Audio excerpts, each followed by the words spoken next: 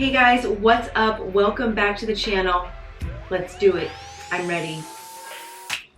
Queen and Slim. Got my shirt. I'm ready.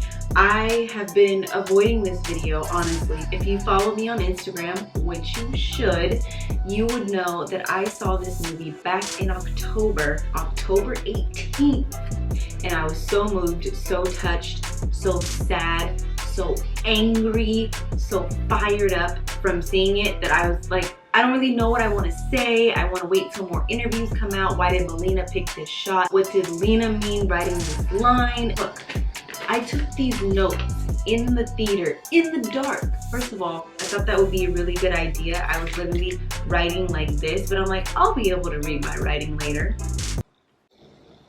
Not really. I knew that I would have a chance to see it again and really have the chance to digest it. I saw it for the second time November 18th last week, and it comes out November 27th in a couple days, just in time for Thanksgiving. It is put out by Universal Pictures, directed by Melina Matsoukas, written by Lena, Waithe, and that's pretty much all you need to know. Soundtrack by Motown. It's already a winner, right? This is my new favorite movie duo. I mean, Melina's background in music video and Lena's writing skills is just perfect for an unapologetic black film like this. I want to back up just a bit. Please bear with me because this is a moment. So when I first moved to LA, my very first official job was an in-house PA, which is an in-house production assistant. So if you're familiar with the set PA, that means you only do assistant things on a live set. But if you're in-house, you're there Monday through Friday doing day-to-day things. I was making runs to Trader Joe's. I was getting people coffee. I was dropping off cars to get car washed. I was at the bottom of the bottom totem pole. And at the time, I'll just say it, I worked at Pretty Bird. Melina Matsoukas was one of the new directors there, and she was working on the run stuff. She was working with Beyonce and Jay-Z and doing, I mean, I didn't care past that. I was like, oh my God, this lady directs Beyonce. I love her. And then on top of that, she's gorgeous and she's super stylish and just really friendly and calm. I didn't get to interact with her that much, but fast forward, here we are, and I'm being invited to her screenings of her very first feature film. It's just like, wow, look at us. No, but seriously, I'm super happy for her and proud for this to be your first film that is going to make history. That's amazing. Slim, played by Daniel Kaluuya. I hope I said that right. We all know him from his big breakout role of Get Out. The guy can sit there and cry and not move and have tears fall down his face. Talent. And we have Queen, which is played by Jodie Turner-Smith. Quick synopsis. Within the Black, Bonnie, and Clyde. Power to the people. I'm Melina, director and producer of Queen and Slim. This is Lena, Waithe, writer and producer as well. Y'all really gave us something to believe in. We're forcing people to speak our language. We'll give you an authentic view of what it means to be black.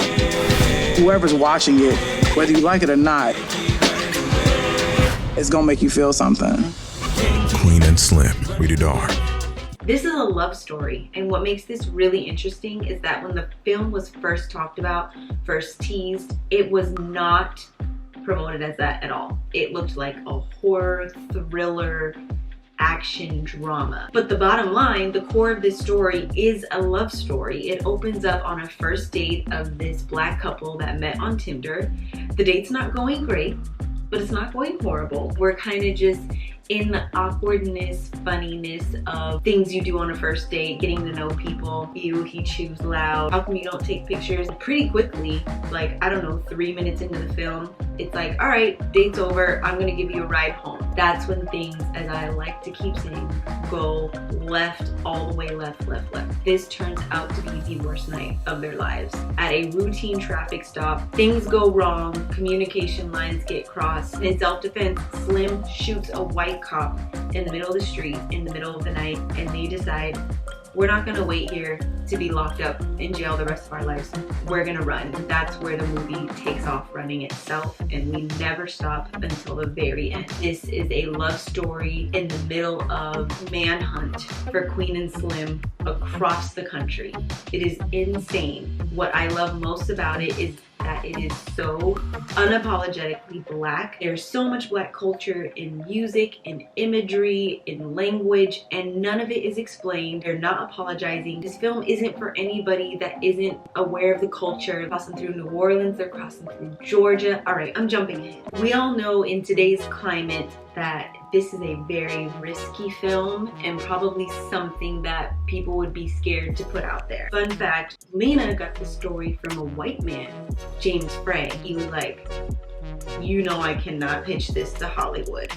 A black couple shooting a white cop and I don't have the black voice, so I need you to take it. And she was like, I got you, and wrote the whole script herself. Then she decided to tag team with what she calls her work wife, Melina Matsoukas. She directed an episode, Master of None, which was written by Lena Waithe. I am a person who, in movies, in life, in my job, I love detail. This movie has so many details and Easter eggs, in my opinion, and little hints and nods to black culture. I really appreciate that I got to see it a second time. Lena and Melina did not take one note from a white person in any aspect of the film, from editing, music, shooting, writing. It was all black voices. Spoiler for my review, yes, you're going to go see it. We find out early on that Queen is an attorney. She's a loner.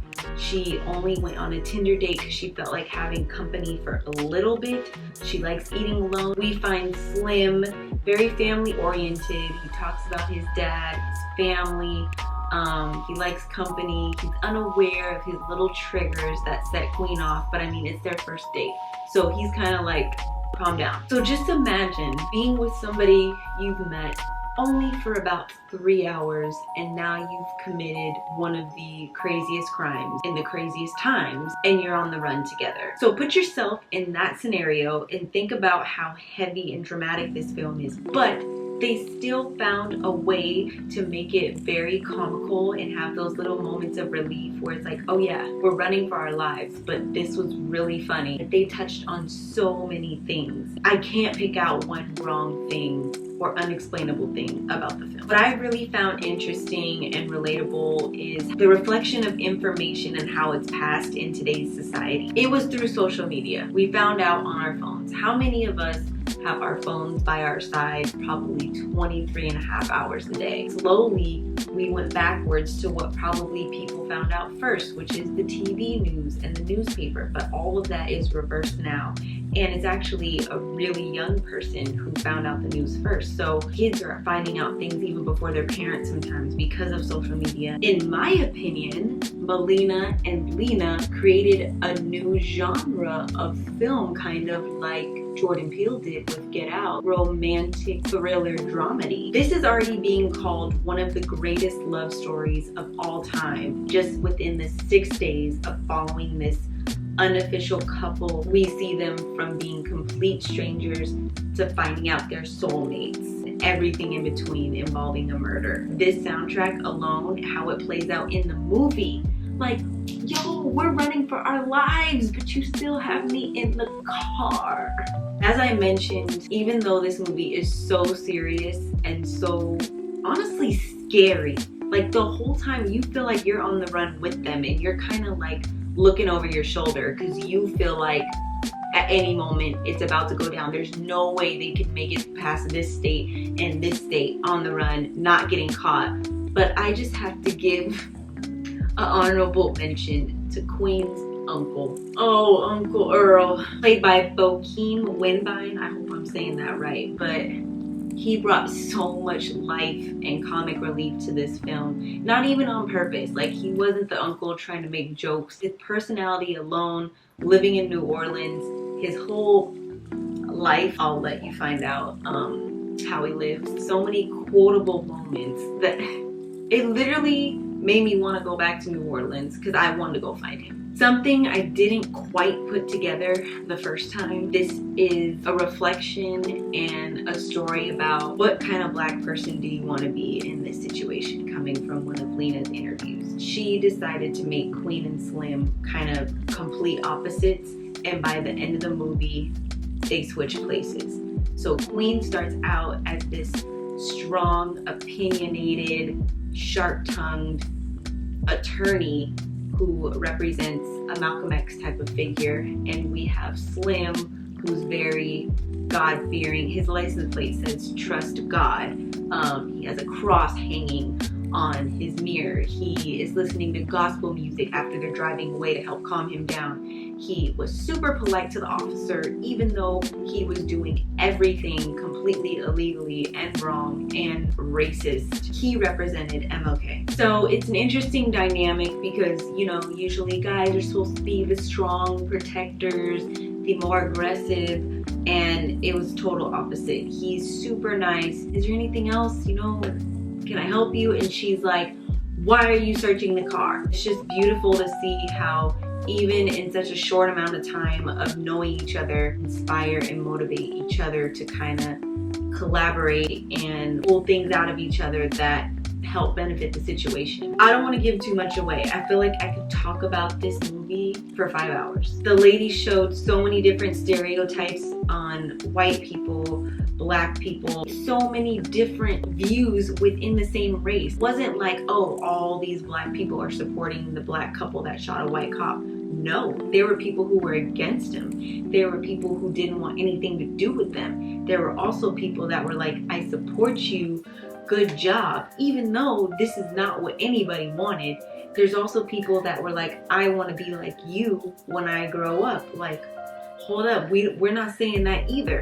Then there's white people who are threatened by them just by walking into a gas station. There's white people who are helping them. I do want to point out while they were in New Orleans that I did recognize some Beyonce Formation-esque shots, static shots with certain things in the background. Thank you, Melina. Not only how Queen and Slim are acting polar opposites, we also got that in the visuals. So there's one scene where they're in the uncle's house. Queen is talking to somebody. Slim is kind of off in his own room. Such different temperatures of lighting and moods. Queen is in this cool, mysterious blue light. Her dark skin looks so gorgeous. And we have Slim in a plain tan room with a cross hanging over the bed. Just very plain, straight to the point. And as the movie goes, the roles reverse. He steps up and she steps down, and they kind of meet in the middle at one point, and then he decides to take over. I just love how they showed it, but they didn't yell it. Even though this film is centered around one huge accidental murder, they touch on all types of murders between blacks and whites. It's black on black, black on white, white on black, white on white. You can't say that they didn't cover all the bases. I'm overwhelmed. I can't even say what I want to say because I refuse to ruin anything for you guys. The very first screening, very first thing she said was, please don't ruin my ending. And I refuse. I will not. I will not. But the ending will have you fighting the air at the end. This is definitely a film you will be talking about with your family, your friends, whoever sat next to you. There is one thing that I was kind of like, why didn't y'all just put on some wigs? That's my only thing. That's my only question. There's so many like heart-wrenching scenes. First of all, this one. Once you realize what this means later, this image is so iconic. I'll just call it the garage scene, but that one probably was the most I can't breathe scene out of the whole film. I feel like I held my breath for 3 minutes. Y'all not ready. I think it's time to wrap it up. What do I give this film? 10 out of 10. It is a must-see. It is going to make history. It makes me believe in love stories again, because usually I'm not really interested in the kind of commercial love romance comedy film. There's something for everybody. You will learn something, you will feel something, you'll dance.